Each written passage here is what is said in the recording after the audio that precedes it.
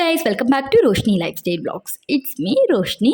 காலையில் இப்போ Nagercoil railway station reach பண்ணிவிட்டு ஒரு 7 மணி மாதிரி அப்பா வர கொஞ்சம் லேட்டாகவும் வெயிட் பண்ண சொன்னனால ஹஸ்பண்ட் சொன்னாங்க காஃபி வாங்கிட்டு வரேன்னு சொல்லிட்டு அவர் காஃபி வாங்க போனாங்க.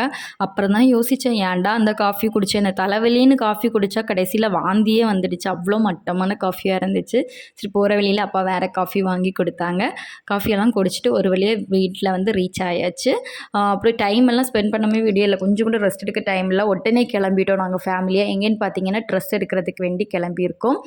தங்கச்சிக்கும் ஹஸ்பண்டு அம்மா அப்பா நேற்றுக்கே ட்ரெஸ் எடுத்து கொடுத்தாச்சு. எனக்கும் பையனுக்கும் என் ஹஸ்பண்டுக்கும் இன்றைக்கி ட்ரெஸ் எடுக்கிறதுக்கு வேண்டி வந்திருந்தோம்.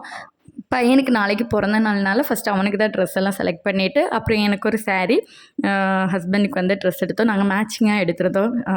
சாரீ கலருக்கு தான் அவரும் ஷர்ட்டெல்லாம் எடுத்துருந்தாரு. என் பையன் மட்டும் மேட்சிங்காக எடுக்கல, ஏன்னா நாளைக்கு அவனுக்கு போட வேண்டிய ட்ரெஸ் தானே. நம்ம இப்போ கோவிலுக்கு போட்டு தான் ட்ரெஸ் எல்லாம் எடுத்துகிட்டு இருந்தோம். நான் ஏற்கனவே ப்ளீட் எல்லாம் பண்ணி கோவிலுக்கு வேண்டி ஒரு சாரீ எடுத்து வச்சுருந்தேன். இங்கே டோட்டலாக அந்த பிளான் எல்லாம் சேஞ்ச் ஆகிடுச்சு. சரி, ஒரு விளாக் எடுக்கலான்னு கார்லேருந்து விளாக் எடுத்தேன். அவங்கெல்லாம் ஜூஸ் வாங்க போயிருந்தாங்க.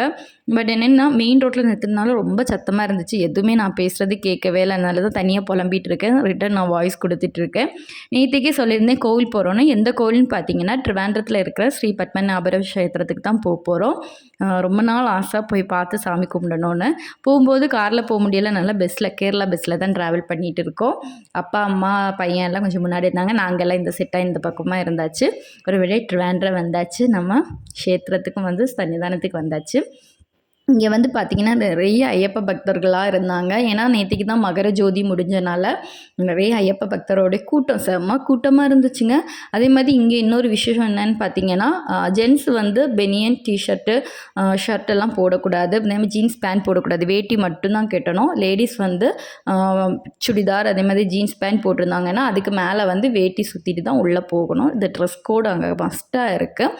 அதே மாதிரி மொபைல் அலோடு கிடையாது. ரொம்ப ரொம்ப ஸ்ட்ரிக்ட்டு. எல்லாமே ஒரு மொபைலுக்கு சார்ஜ் பண்ணி தான் எல்லாமே பண்ணுறாங்க. வெறும் காசு மட்டும் தான் உள்ளே எடுத்துகிட்டு போக முடியும். அதே மாதிரி பாதி வரை தான் வீடியோஸும் எடுக்க முடியும். உள்ளாடியெல்லாம் மொபைல் அலோடு இல்லை. அங்கே போலீஸ் பட்டாளம், அதாவது ஆர்மி எல்லாமே நிற்பாங்க. ரொம்ப ஒரு செக்யூர்டாக வச்சுருக்காங்க இந்த கோவிலில். ஏன்னா நிறைய கான்ட்ரவர்சியெல்லாம் இருக்கும். உங்களுக்கு நீங்கள் நெட்டில் போட்டு பார்த்தா தெரியும், ஸ்ரீ பத்மநாபரம் க்ஷேத்திரம்னு சொல்லிட்டு ட்ரிவாண்ட்ரம்னு. ஆனால் எங்களுக்கு சாமி தரிசனம் சூப்பராக கிடச்சிது. ரொம்ப கூட்டமாக இருந்தது, இருந்தாலும் பரவாயில்ல, வெயிட் பண்ணி சாமியை பார்த்தோம். ரொம்ப ஸ்பீடாக போயிட்டே இருப்பாங்க, நிற்க கூட டைமே இருக்காது. இன்னொரு நாள் பொறுமையாக பார்த்துக்கலாம். 3 வாசல் மாதிரி இருக்கும், சாமி படுத்திருப்பாங்க. 3 வாசல் இருக்கும். ரொம்ப அழகாக இருந்துச்சு சாமி தரிசனம். அது சொல்கிறதுக்கு வார்த்தையே இல்லை.